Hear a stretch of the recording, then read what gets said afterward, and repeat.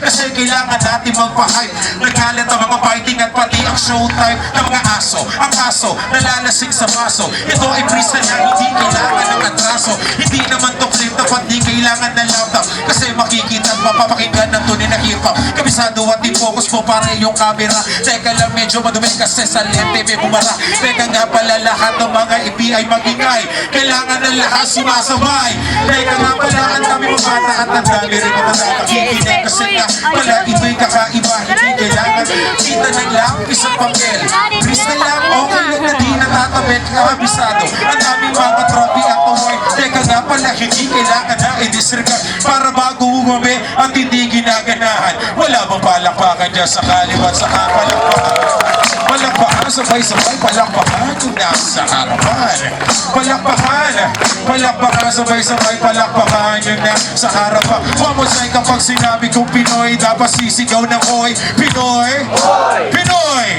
Pag sinabi kong Pinoy, dapat ay sisigaw ng hoy. Pinoy, Pinoy. Teka nga pala, ang contest dito ay mga huli. Kailangan maging mabait aso parang huli. Kasi nagalat, kailangan ay nagmamahal kahit na hayop o mga tao.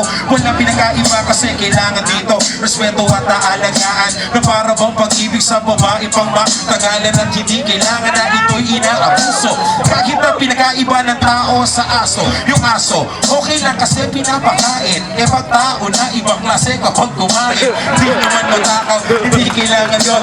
Ang importante ay pare-parehos yun. Okay nga, pala ako nga pala galing ng malayo. Pupunta rito para magpasaya ako'y dumayo. Nagaling pa ako dun sa Paranaque. Okay lang yun, nakakatawa kasi ibang klase ng diskarte. Nagkalat ang mga droga, lahat ng mga nagbibreed. Eto nga pala na para bang ako'y nag-aambit. Kasi ganado at mula pa kanina. Umagaw ulitin natin para may chorus na sabay-sabay. Palakpakan, palakpakan, palakpakan yung nasa harapan.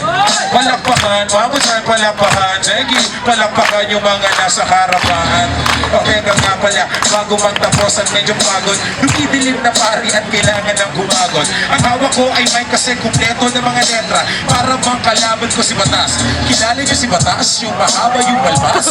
Pinunutan ko, chinani ko, sabay nilabas ko pataas. Teka nga pala, di kailangan na magtigas. Kasi ang importante dito ay lumalakas sa mga boses. Lahat sila ay puro kumpleto. Nakakamera, pinfocus at nakikinig na para bang iseryo. Kumpleto at malinaw na mga audio. Pasensya na kanina, nawawala yung mic. Buti na lang andyan si Sir Mike sa bahon. Sinasamahan ako at tinulungan akong umahon. Asa si Pakol, asa na yung mga tropa ko nagtatato. Ito nga pala baby daw, palakpakan.